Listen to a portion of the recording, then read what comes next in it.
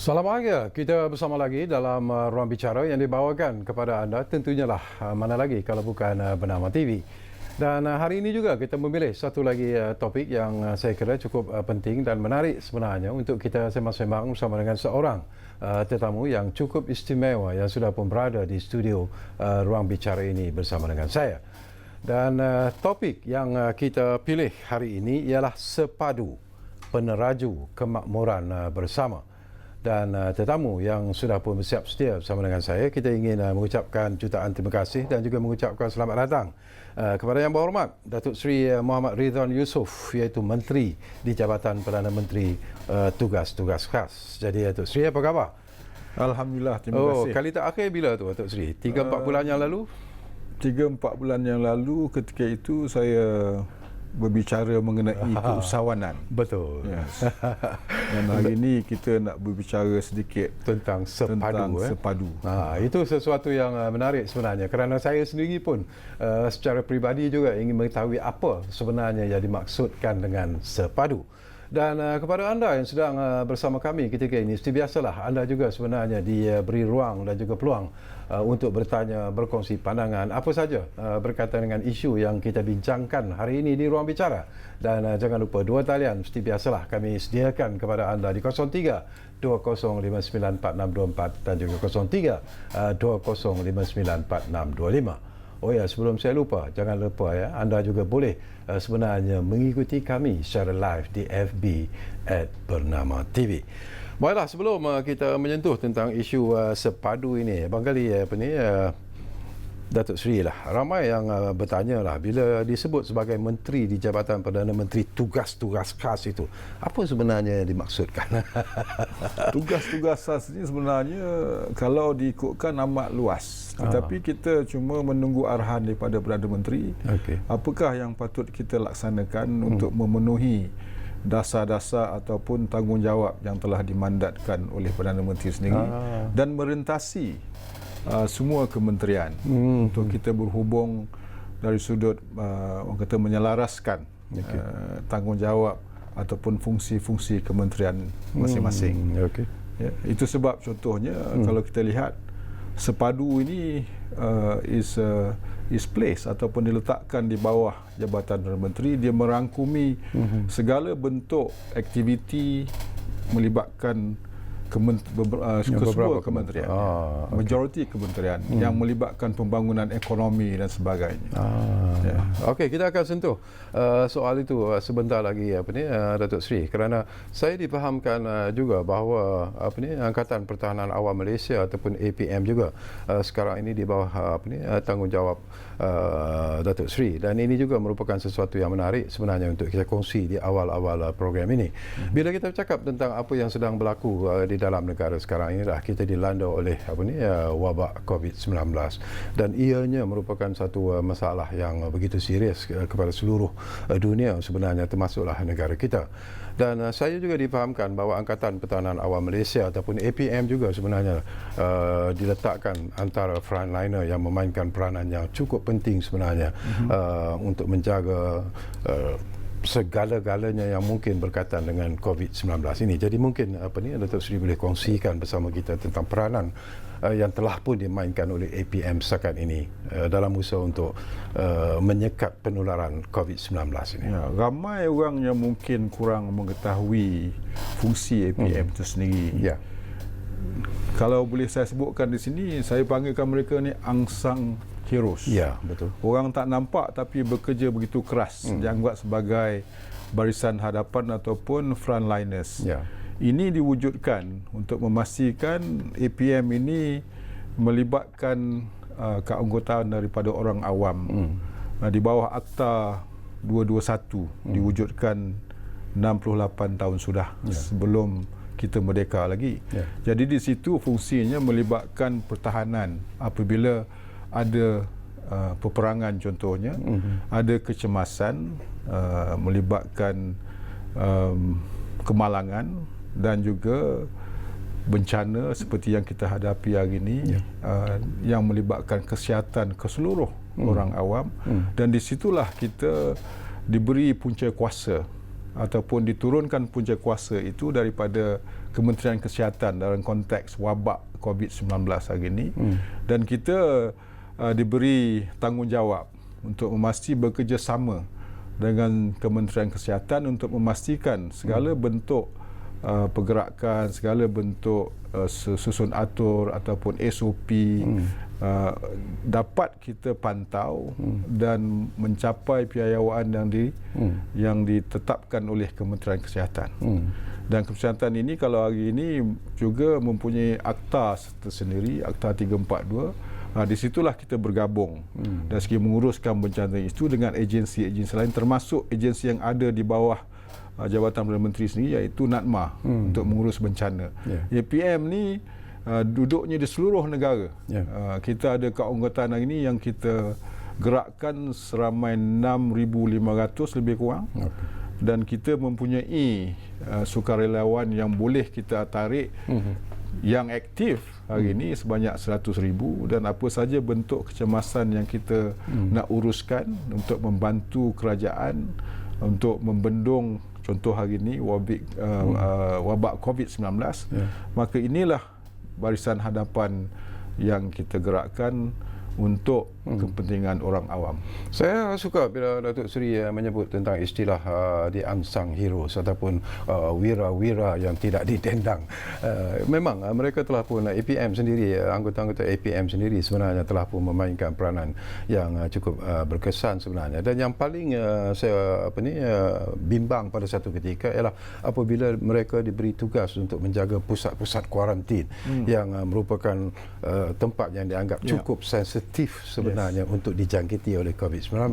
Jadi setakat ini apakah Datuk Seri merasakan bahawa APM sebenarnya telah berjaya menjalankan tugas mereka mengikut SOP yang telah ditetapkan? Memang satu cabaran yang besar, tetapi kita menggunakan pegawai-pegawai yang terlatih untuk membimbing pegawai-pegawai yang lain.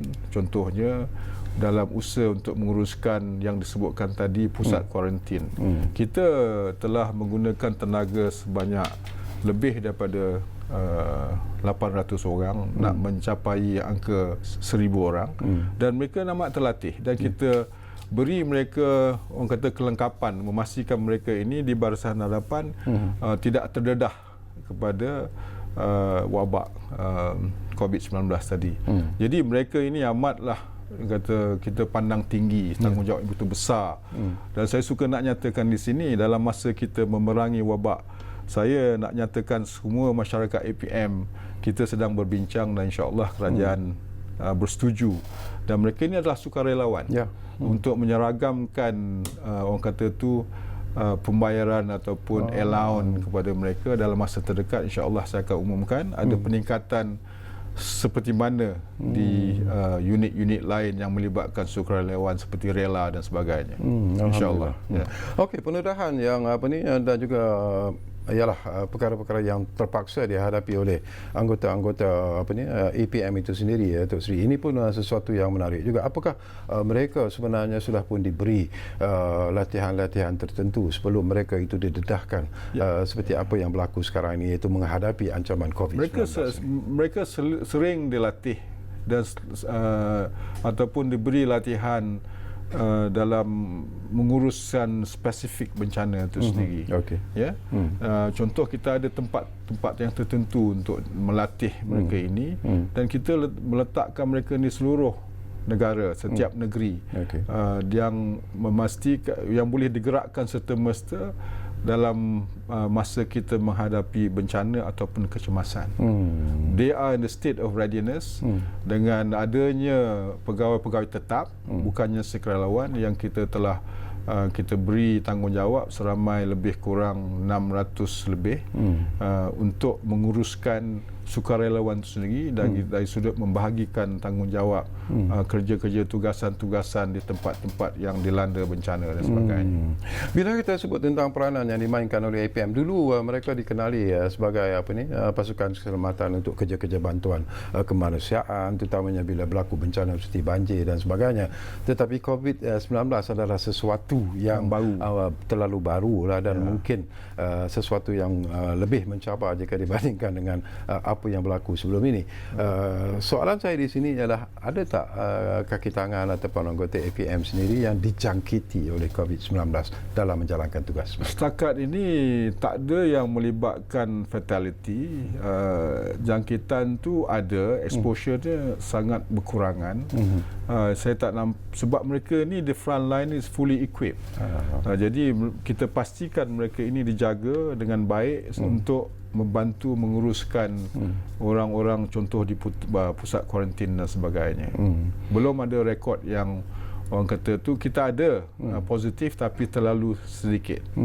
Dan sekarang ini kita ada PKP dan baru-baru ini pula diperkenalkan PKPB dan sebagainya. Jadi apakah anggota-anggota APM juga digerakkan sebenarnya dalam tugas-tugas lain untuk menjaga dalam PKPB kita panggil bersyarat.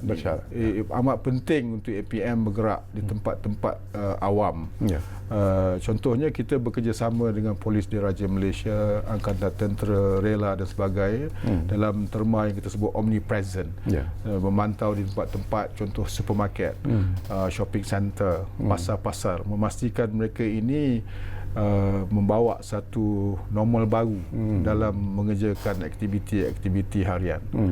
Jadi di situlah tugas kita bersama-sama duduk dengan mereka omnipresent tadi untuk memastikan memberi nasihat kepada orang awam. Inilah cara kita nak berurusan supaya kita boleh memutuskan rantaian COVID-19 itu sendiri. Bila kita bercakap tentang the new normal, ini pun sesuatu yang penting sebenarnya.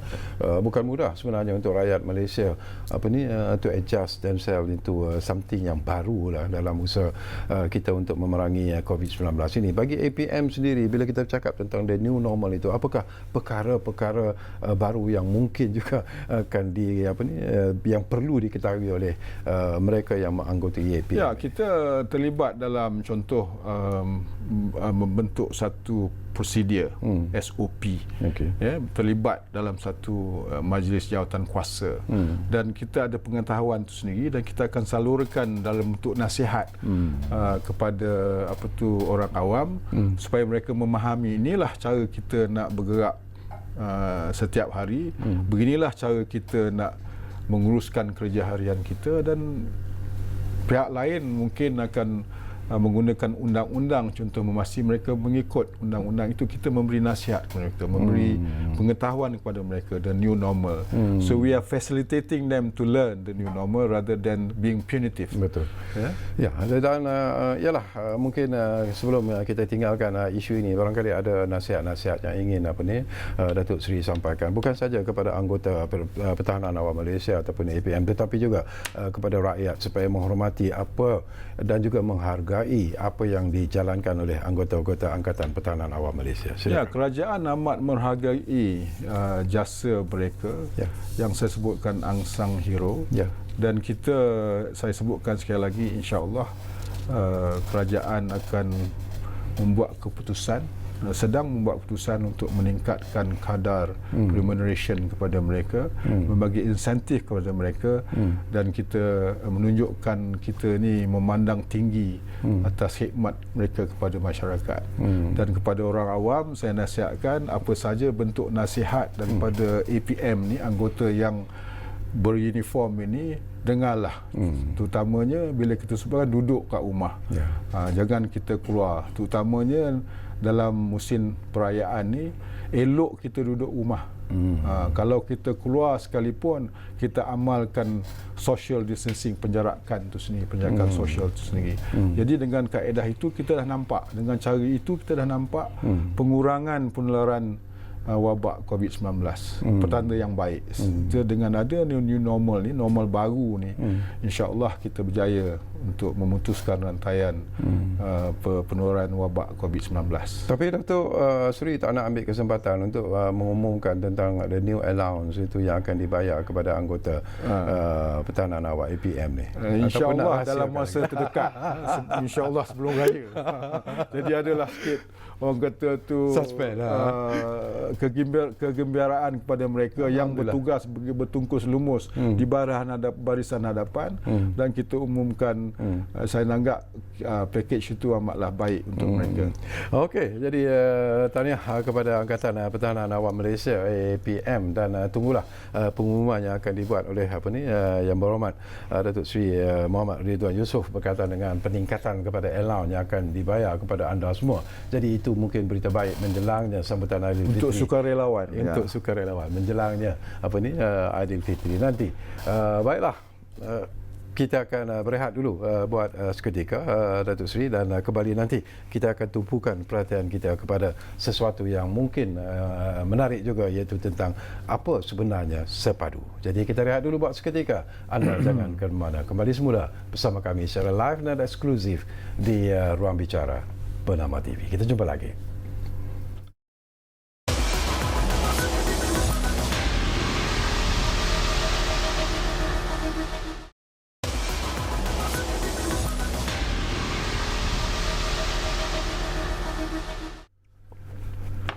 Baiklah, kita kembali semula ke ruang bicara ini. Masih lagi bercakap tentang sepadu peneraju kemakmuran bersama, dan kita tentunya masih lagi bersama Yang Berhormat Datuk Seri Mohamad Ridwan Yusof, iaitu Menteri di Jabatan Perdana Menteri Tugas-Tugas Khas. Kita nak menyentuh tentang sepadu, tetapi sebelum kita sentuh, saya difahamkan kita ada pemanggil di talian sekarang ini yang mungkin ada sesuatu yang boleh kita kongsi bersama dengan beliau. Ridwan dari Pulau Pinang ada di talian kita sekarang ini. Assalamualaikum Ridwan. Ya, Waalaikumsalam. Assalamualaikum sekali dan Yang Berhormat Datuk Seri. Ya, Waalaikumsalam. Okey, saya saya ni bertanya mengenai Pak Elang lah. Tadi Pak Datuk Seri ada bersebut kan mengenai Pak Elang frontliner lah. Ya. Iaitu untuk sukarelawan. Tapi sukarelawan tu untuk anggota tetap saya. Dia tidak diperluaskan kepada anggota yang dapat elang harian lah. Tetapi patutnya Datuk Seri dapat menolong orang-orang yang anggota yang dapat elang harian lah. Okay. Kemudian yang dapat elang harian ni ataupun elang tetap ni, mereka ni tidak ada kaitan birokrasi. Sebab kadang-kadang ada orang kena isi macam-macam nak dapat elang 200 tu. Okey. Datuk sebagai Menteri Tugas-Tugas Khas tu akan akan menengok supaya elang ni tidak ada kaitan birokrasi. Okey, yang kedua mengenai gagasan wawasan 2030 saya harap dia bukan takat kita cakap ataupun takat ni kita mesti ada pelaksanaan. Sebab kita tengok kita ada wawasan banyak. Wawasan 2020, wawasan 2030, 2050. Tetapi dia cakap kita cakap saja. Kita harap wawasan yang ada di dalam negara ni diteruskan.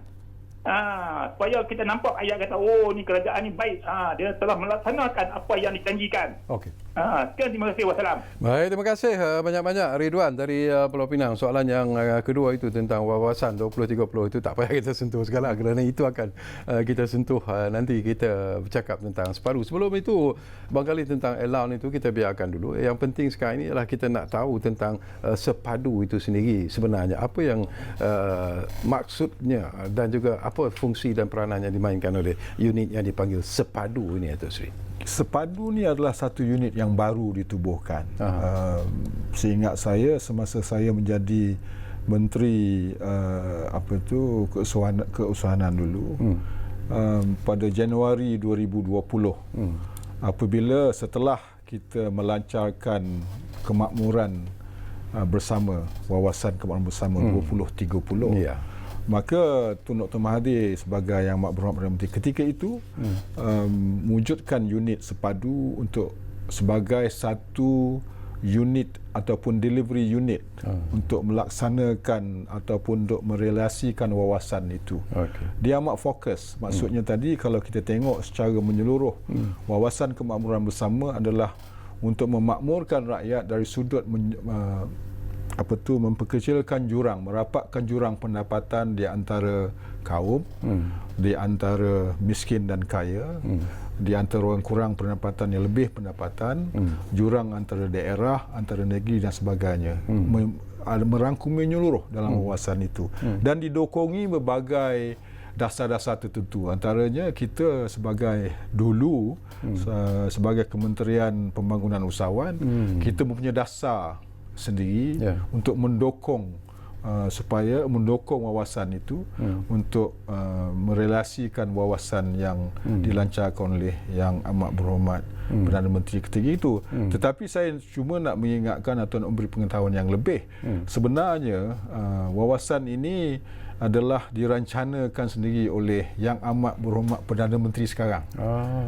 Menerusi rakan-rakan pemikir-pemikir ekonomi dan sebagainya. Bagaimana kita nak membuat satu perubahan? Kita dulu ada wawasan. Mungkin kita tidak dapat melaksanakan dengan sepenuhnya macam wawasan 2020 dan kita perbaiki lagi dasar itu dengan mengadakan fit for purpose untuk keadaan semasa bila kita bergerak perubahan masa dan sebagainya. 10-year plan yang direncanakan, saya sebut sekali lagi, oleh Yang Amat Berhormat Perdana Menteri sekarang ni, iaitu Tan Sri Muhyiddin Yassin dengan rakan-rakan pakar-pakar ekonomi, dan dibukukan oleh dibukukan oleh Menteri Ekonomi ketika itu, Datuk Seri Azmin Ali, dan dilancarkan oleh Perdana Menteri. Dan hari ini kita kena sambung wawasan ini kita dengan dasar ini untuk memastikan kita dapat mencapai matlamat kita dalam wawasan itu. Itu sebab kita sepadu ini terus dibawa dalam pentadbiran kerajaan hari ini supaya dia boleh memberi manfaat kepada rakyat jelata. Dari segi pendekatan dan juga intipati yang akan diterapkan ke dalam sepadu nanti, apa yang akan dilakukan? Kita lebih fokus kepada senang nak membezakan. Kalau dinampakkan saya dahulu berfungsi untuk membangunkan usahawan, kan? Hari ini kita tengok secara keseluruhan dari sudut industri. Saya nak bagi contoh di sini. Apakah yang boleh kita bangunkan untuk memberi manfaat kepada masyarakat B40, seantero negara Malaysia ini? Apakah kepakaran yang mereka ada? Apakah penambahbaikan yang mereka ada? Dan kita akan wujudkan satu ekosistem A to Z contohnya, dalam skala yang besar, yang melibatkan participation daripada golongan B40. Apa yang nampak hari ini, contohnya di kampung kita lihat aktiviti pertanian, tetapi dari dulu sampai sekarang sama sahaja. Kita tengok tanah terbiar contohnya, kita tengok cara pertanian sama juga. Kita ada penyelidikan dan sebagainya, tapi kita tidak berusaha untuk menambah nilai daripada hasil penyelidikan itu dengan membawa hasil penyelidikan itu ke kampung-kampung. Ada, tetapi tidak berskala besar. Jadi kita punya model, contohnya kalau kita nak buat untuk orang kampung, kita introduce smart farming contoh, dan di situ tidak melibatkan pelaburan daripada kerajaan, melibatkan pelaburan daripada private enterprises ataupun pelaburan asing. Kita sekarang telah memulakan 2 projek dalam peringkat awal. Kita baru saja 4 bulan. Kita dah ada tim untuk memastikan dia berjalan, digerakkan secara tersusun yang boleh dinikmati oleh golongan B40 itu nanti. Ya. Kalau kita lihat contoh hari ini, apakah import yang melibatkan hasil pertanian? Contoh hari ini kalau kita tengok barangan yang melibatkan hasil ataupun daging untuk kita makan, kita mengimport yang begitu banyak setiap tahun, tetapi kita tidak nampak skala besar, walaupun telah dicuba dahulu tapi tidak berjaya. Dan di situ kita kaji kelemahan-kelemahan itu, dan kita membawa sekali lagi satu model yang kita telah pun berkongsi pendapat dan juga menerusi konsultan-konsultan di luar dan di dalam negeri. Apakah model yang boleh memberi impact yang lebih ketara, yang lebih berhala tuju dan boleh kita sasarkan kepada masyarakat B40. Bila kita cakap tentang sasaran, bagi saya ini pun merupakan satu isu yang cukup penting sebenarnya, Datuk Seri.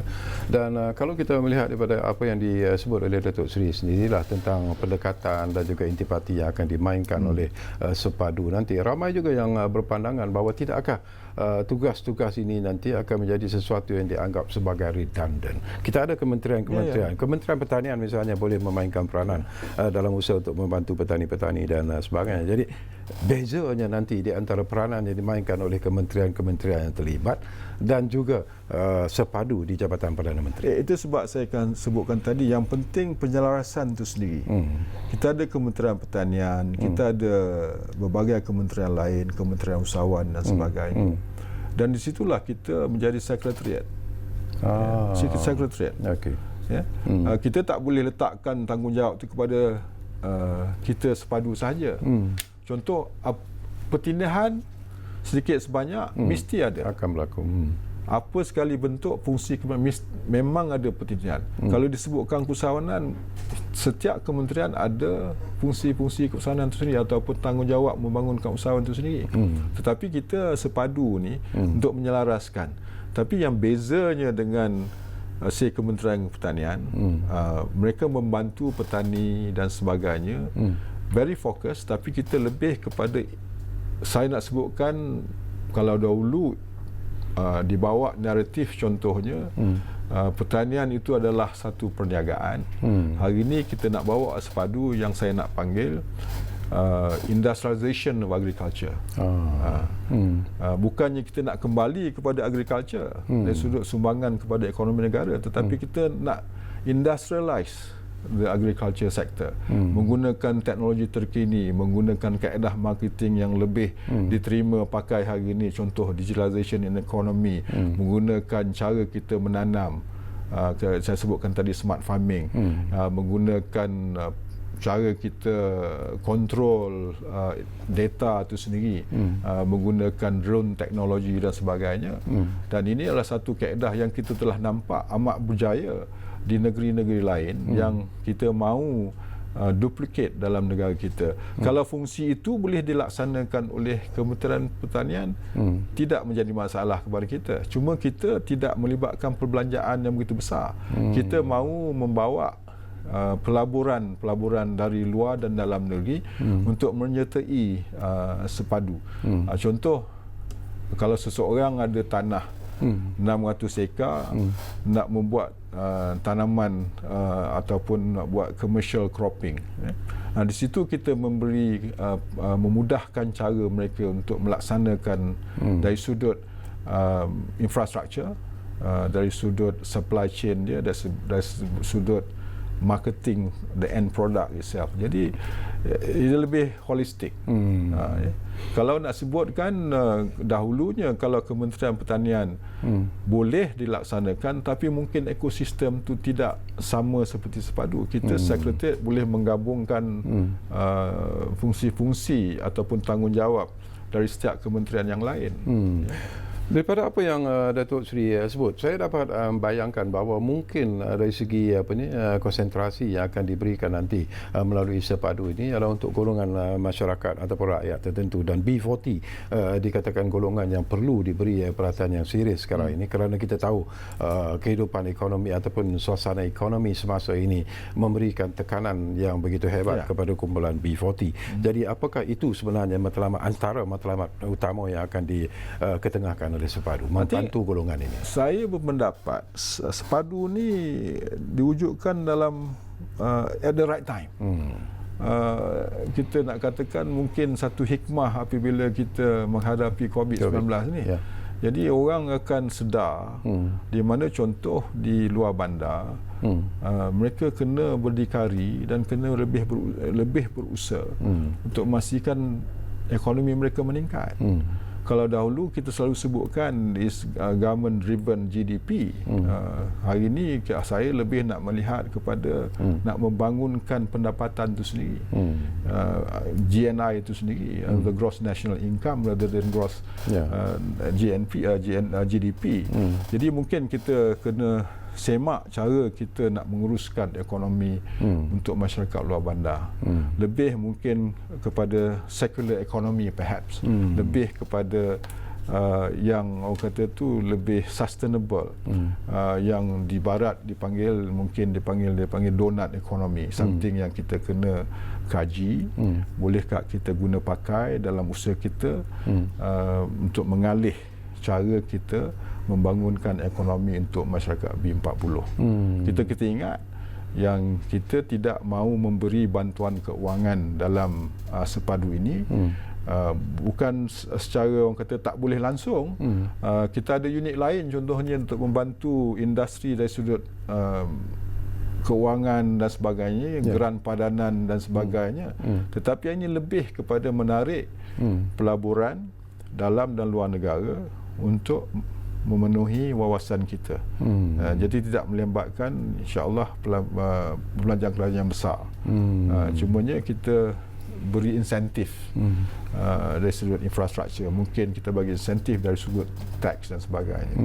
Status industri itu sendiri. Satu lagi golongan yang juga menerima tamparan yang hebat ialah sebelum ini pun terutamanya sekarang ini disebabkan oleh COVID-19 ini ialah IKS. Ini pun menjadi satu isu yang begitu diperkatakan menggelisahkan golongan ini. Jadi apakah Sekretariat Sepadu ini juga akan melihat IKS ini sebagai saya tadi cuma bagi contoh. Kita baru saja berumur 4 bulan atau 5 bulan selepas diwujudkan pada Januari 2020.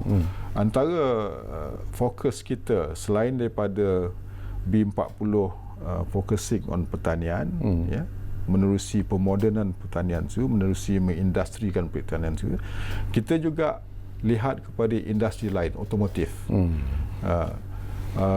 Mungkin juga orang nampak mungkin bertindih, tetapi tidak. Kita ada cara kita, modeling kita sendiri yang kita akan bawa ke kementerian-kementerian lain untuk dipersetujui sebagai sekretariat.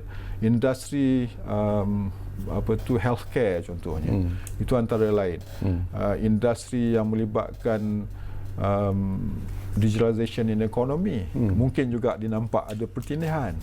Tapi kita very focus on project, on the ecosystem itself. Kita juga mau membawa air mobility dan aero angkasa dan sebagainya. Contoh kalau dari sudut nak wujudkan aerospace ataupun yang melibatkan SMB itu tadi, dan kita mungkin boleh jadi sekretariat kepada mereka untuk mewujudkan contoh satu park, like we have industrial park, untuk PKS ini melibatkan diri dengan skala besar yang kita akan wujudkan dengan menarik pelaburan yang besar-besar datang ke negara kita. Ini bukan perkara baru, tapi kita cuma refinekan dengan lebih berhala tuju dalam satu unit. Lebih more defined. Itu yang dipanggil sepadu. Okey, kita akan berehat dulu buat seketika, dan kepada anda jangan ke mana-mana, kembali semula sebentar saja lagi. Dan sekiranya seperti yang saya katakan, kalau anda ingin berkongsi pandangan, pendapat ataupun bertanya apa saja berkaitan dengan isu yang sedang kita bincangkan ini, jangan lupa dua talian itu telah pun kami buka kepada anda, 0320 594624 dan juga 0320 594625. Kita lihat dulu.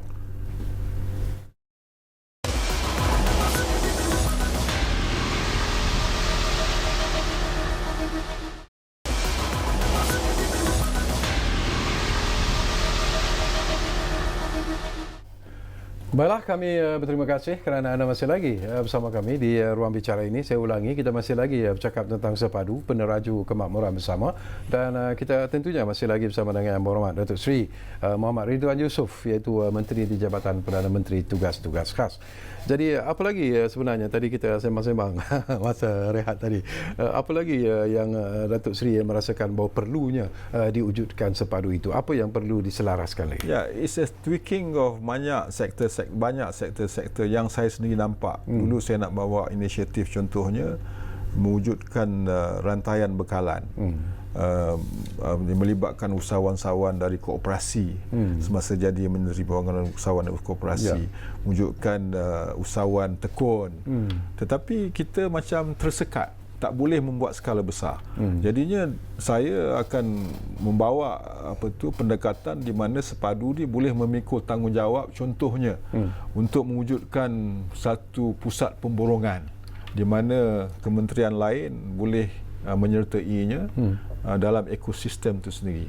Hari ini kalau kita lihat koperasi sendiri, dia ada 3,000 outlet.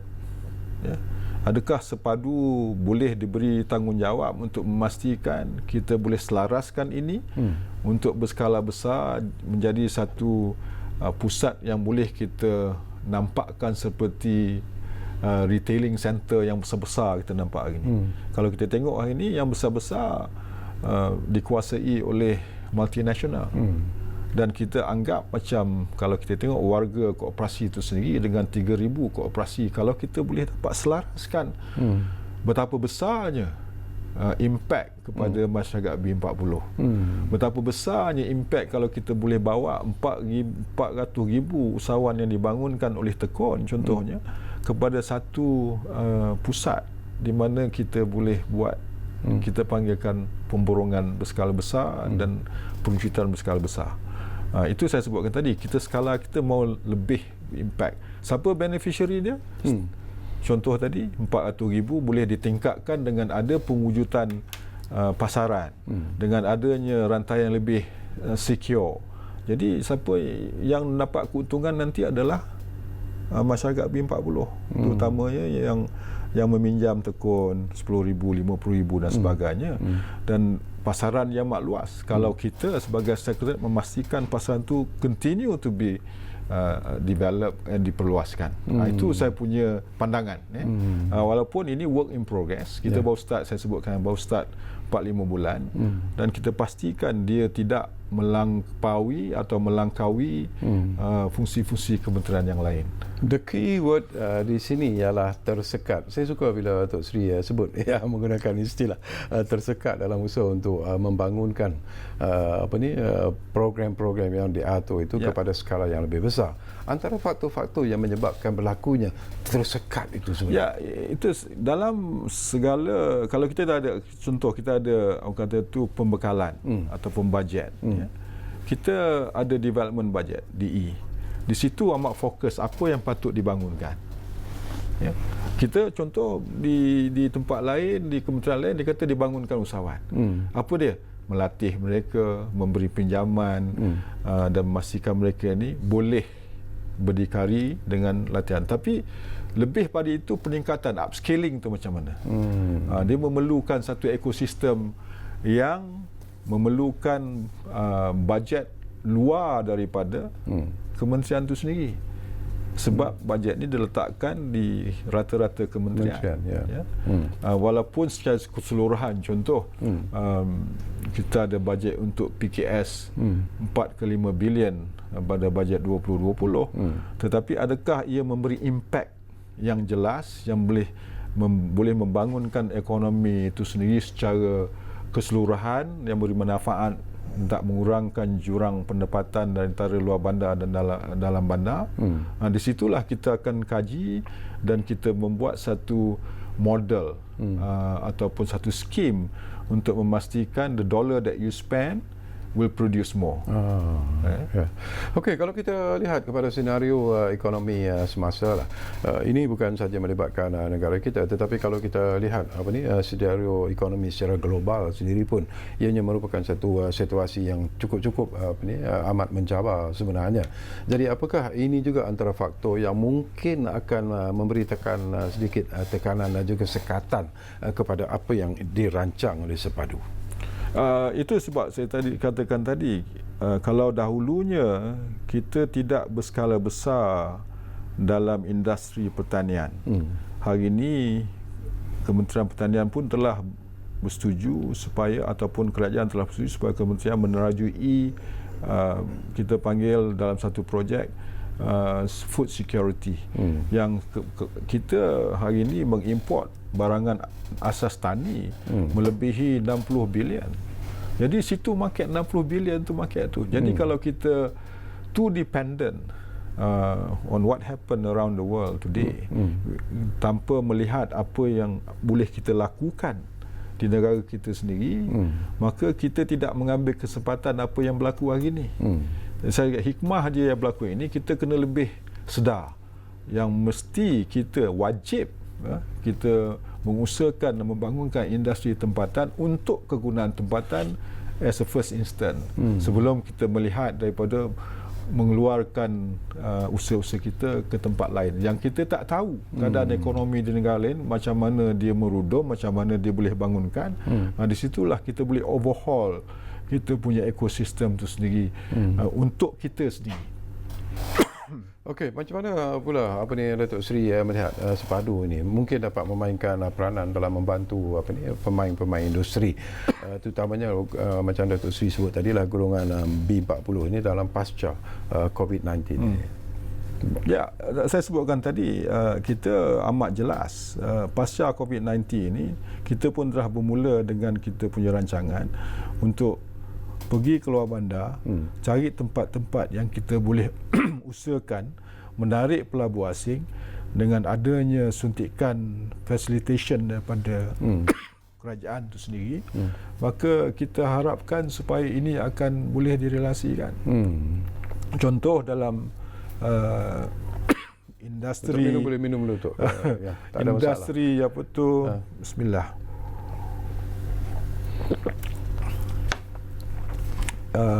Industri makanan melibatkan penggunaan daging lembu. Kita dah ada minat daripada negara luar untuk melabur dan membawa teknologi terkini, berusaha di satu tempat di Malaysia untuk mewujudkan satu processing center untuk kita eksport ke luar negara. Processing center add value, tetapi ianya akan pasti melibatkan B40 untuk mewujudkan peluang pekerjaan, bukan sahaja peluang pekerjaan tapi peluang usahawan itu sendiri. Contoh, saya pernah berbincang dengan negara lain di mana satu kajian telah dibuat. Sekiranya kita boleh membawa pelaburan itu ke sini untuk mereka menguruskan sendiri untuk permintaan di luar negara, the supply chain itu boleh dibina. Bagi contoh yang mudah, sekiranya saya nak membuat satu industri daging lembu daripada Jepun atau pada Australia, yang pentingnya kena ada makanan. Contoh, so we must create a farm ataupun a plantation to grow untuk makanan. Dalam kajian itu menunjukkan sekiranya kita boleh mewujudkan plantation, tanah-tanah terbiar untuk tanam makanan untuk lembu itu tadi, dijangkakan setiap orang yang berusaha dalam satu ekar itu boleh mendapat pendapatan antara 3,000 ke 5,000 dengan tanah rumput untuk makanan binatang. Tapi kena ada mechanization, bukan secara tradisi yang lama secara manual. Ini kajian daripada konsultan daripada negara luar. Dia kata dengan adanya supply chain yang kita boleh wujudkan begitu, maka dia kata everyone in Malaysia can eat Australian beef because it will be cheaper. So benefit dia banyak. Kita boleh tambah nilai, proses, ekspor ke luar negara sebagai halal, dan juga kita boleh membangunkan ekonomi orang-orang yang mahu menyertai supply chain itu sendiri. Contoh, menanam rumput untuk makanan pada lembu-lembu yang nak dibela, dan seterusnya. Kita boleh wujudkan industri lain, contoh tanning. Bila kita dah proses, dia ada waste dia, kita ada tulang dia, ada kulit dia, mungkin boleh buat tanning. Industri kulit-kulit ni hari ni nampaknya jadi waste, sebab dia tak berskala besar, sedikit sana sedikit sini. Dan di situ kita boleh wujudkan, ambil industri yang dulu saya telah mulakan, gelatin contohnya, dari tulang-tulang itu dan hides dia, kita boleh convert to gelatin. Ini secara holistik.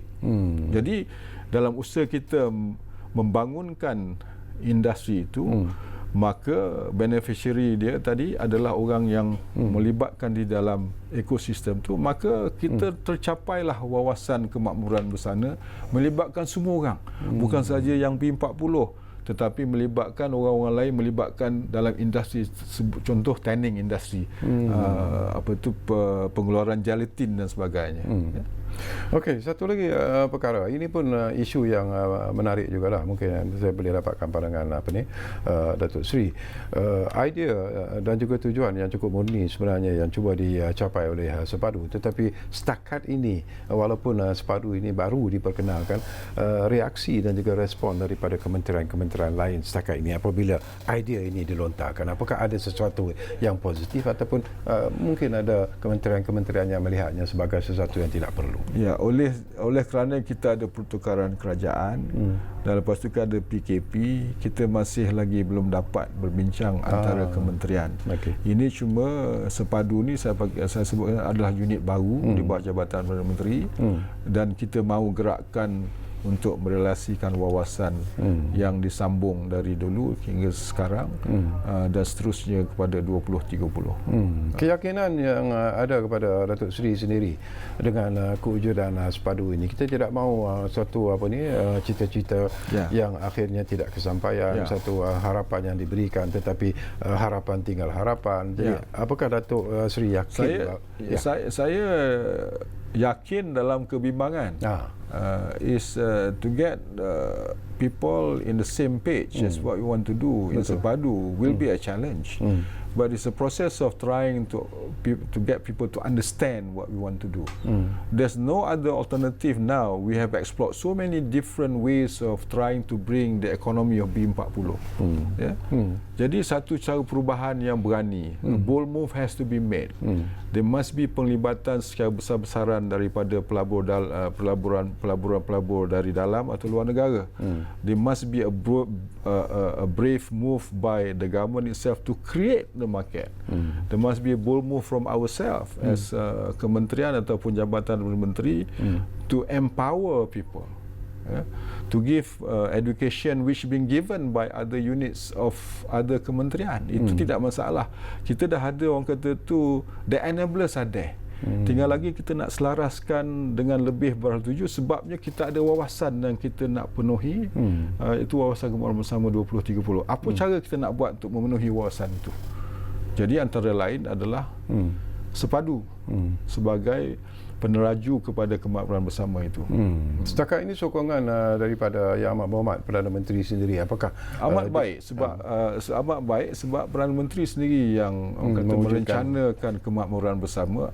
Kecuali kita ada cara-cara lain untuk merelasikan wawasan itu sendiri, Sepadulah yang saya nampak kena diberi sokongan yang kuat dan padu oleh Yang Amat Berhormat Perdana Menteri, dan saya yakin beliau memberi sokongan yang begitu kuat kepada Sepadu. Selain pada Datuk Seri, siapa lagi tokoh-tokoh yang mungkin setelah ataupun akan diletakkan dalam Sekretariat Sepadu ini? Melibatkan berbagai kementerian. Ada juga menteri dan ada juga setiausaha kementerian itu sendiri dan ketua-ketua pengarah, dan juga melibatkan private sectors dan juga orang fund managers dan sebagainya untuk merelasikan kita punya hasrat kemakmuran bersama itu sendiri. Apakah Datuk Seri yakin bahawa dengan mungkinlah kita mengharapkan bahawa COVID-19 ini akan segera kita atasi dan kehidupan kita kembali normal seperti dahulu, tetapi apakah Datuk Seri yakin bahawa sekiranya ini berlaku, maka Sepadu juga mungkin akan dapat digerakkan dengan lebih efektif dalam usaha untuk mencapai matlamat yang diinginkan? Dia COVID-19 ni kita tak nampak lagi penyudahnya. Cumanya apa yang kita boleh buat, mengambil langkah menggunakan norma baru. Tujuan dia untuk memutuskan rantaian itu sendiri. So kalau kita dah biasa dengan keadaan itu, kita boleh bergerak. Boleh bergerak dengan secara tersusun dan menunaikan tanggungjawab kita harian. Contohnya, kita nak laksanakan Sepadu ini secepat mungkin. Sebab impak COVID-19 ni, kita dengar macam-macam cerita hari ini. Tapi saya rasakan memang impak dia begitu berat kepada rakyat yang kita kategorikan B40 dan juga M40. Mungkin tidak T20. T20 ni atas ni pendapat mungkin juga orang kata tu sebabnya consumer tak ada spending power, maka mereka pun terjejas. Jadi ini amat rumit memberi cabaran yang besar kepada kerajaan hari ini, dan saya harap rakyat memberi kerjasama, orang awam memberi kerjasama supaya kita dapat memutuskan rantaian ini secara terus tanpa mengharapkan vaksin itu datang tahun depan contohnya, untuk memastikan kita boleh balik bekerja keras, berusaha membangunkan ekonomi negara, tapi dengan normal baru. Kena ada kebiasaan normal baru tu. Kalau kita nak bawa cara yang kita pernah lakukan dahulu, maka dalam usaha kita untuk membangunkan ekonomi itu sendiri, kita tidak mahu lagi rantaian tu bercantum balik, maka wabak itu akan menjadi pandemik yang lebih dahsyat lagi. Okey, kita tinggallah dulu sepadu ini kerana kita pun hampir-hampir ada di penghujung. Tapi ada lagi masa untuk saya kongsikan sesuatu tentang isu yang panas sekarang ini, ialah tentang persidangan parlimen yang akan berlangsung pada 18 hari bulan ini. Ini pun menjadi isu yang dimainkan dengan begitu hebat sekali. Sesi persidangan parlimen hanya satu hari, tetapi mungkin hanya setengah hari untuk mendengar ucapan ataupun titah ucapan perasmian daripada yang di-Pertuan Agong. Secara peribadi, apakah Datuk Seri melihat bahawa ini satu langkah yang tepat dilakukan oleh kerajaan sebenarnya bila bercakap tentang sesi parlimen di musim COVID-19 ini? Saya berpendapat eloklah kita bagi peluang kepada kerajaan yang sedia ada untuk meneruskan tanggungjawab menangani COVID-19 dan memulihkan ekonomi negara tanpa orang kata itu melihatkan perbahasan-perbahasan yang kontroversial. Apapun kita mengikut perlembagaan, dan saya tak nampak perlembagaan itu kita tidak ikut. Sebabnya Dewan Rakyat telah memutuskan oleh kerana kita dalam mengalami COVID-19 dan PKPB ini, kita seeloknya mengurangkan risiko itu sendiri. Dan kita kena ingat sebagai wakil rakyat, kita ni boleh dianggap sebagai frontliners. Betul. Mungkin kita ada cara-cara untuk berkumpul dan juga bersidang, tetapi eloklah kita mendengar dahulu titah yang di Pertuan Agong mengenai situasi hari ini, dan kita boleh bahaskan. Dan satu ketika yang telah pun ditetapkan oleh Ketua Majlis, tak perlu kata kita nak berbahas seperti mana yang telah kita letak dalam takwim Dewan Rakyat itu sendiri. Kita buat satu hari, kita mendengar titah diraja. Kalau kita nak bahas akan makin masa yang lama. Kita tengok apa yang akan terjadi dalam masa 2-3 minggu, dan kita telah pun menetapkan takwim yang berikut untuk kita bahas titah itu sendiri. Bukan kita tak nak bahas, apa saja usul kita boleh buat apabila kita mengadakan agenda itu sendiri dalam takwim yang telah ditetapkan oleh Ketua Majlis. Secara peribadi, apakah Datuk Seri merasakanlah bahawa tekanan yang diberikan kepada kerajaan sekarang ini, pelbagai tuduhan, pelbagai tomahan yang dilontarkan, dan termasuklah persidangan parlimen yang akan datang ini, apakah Datuk Seri secara peribadi merasakan apa yang dilontarkan itu lebih bersifat peribadi dan dendam politik sebenarnya? Saya lebih kepada nak melihat pengurusan mentadbir urus negara lebih objektif. Krisis diwujudkan ketika itu. Jadi salah atau silap keputusan itu dalam menguruskan krisis, ataupun keputusan kita buat, kita kena uruskan the after effect of your decision.